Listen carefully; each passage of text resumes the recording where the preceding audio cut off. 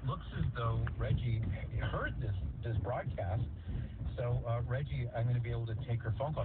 She called in unexpectedly, and I'm very happy to see that. So in just a minute.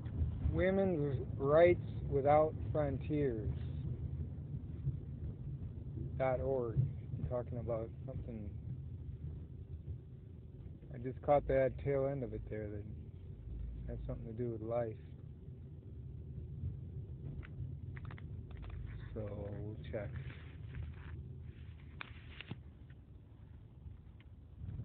Regard you as a huge hero, and we listen to your broadcasts all the time. Oh, and because so many people don't realize what's going on in China, and especially since China shifted from a one-child policy to a two-child policy. The way that was announced was that China had abandoned the one-child policy, and what that does is it gives people the impression that they have abandoned all coercive population control, and that's not true. It's just that now, instead of forcibly aborting people after one child, they're forcibly aborting them after two children. And also, it remains illegal in China for an unmarried woman to have a baby, so those babies are still forcibly aborted. Oh, my. The question that occurred to me, Reggie, is, and I hope you have a little bit of time, because I'd love to talk to you more about this, and if you have time to hold over the break, we'll come back and continue the conversation. As I say, it's an unexpected surprise that you're calling, but I'm really delighted. Your work is that important. Now, is there like I don't know what the right word is, payola, or could a wealthier Chinese woman bribe her way out of the forced abortion, or is it ruthlessly carried out regardless of how much money you make or who you are? Yes, wealthy people can buy their way out. So this is a discrimination against the vast majority of people in China.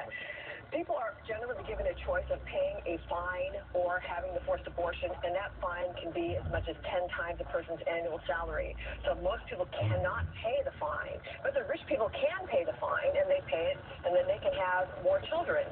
Also, rich women can come to the United States and give birth to their child. And what happens then is that child is exempt from the one-child policy because they are a Chinese citizen. So there are ways for wealthy and well-connected women to get out of the policy. Yeah. So if you've got the money, then maybe you can, but as you say, the vast majority of women can't do that. Where are the women's rights people, the marchers with the pink hats and the bullhorns and all that? Where are they? I mean, do they not know about this horror of forcing women to have abortions? Because I thought they're all about choice. Do you ever see any sign of them picking up on this story? You know what, Patrick? That is an excellent question. When I started this work in 2008, I had hoped that this issue would draw pro-life and pro-choice together, because no one approves of forced abortion because it's not a choice. And the pro-choice community has been definitely silent on this issue, which makes me wonder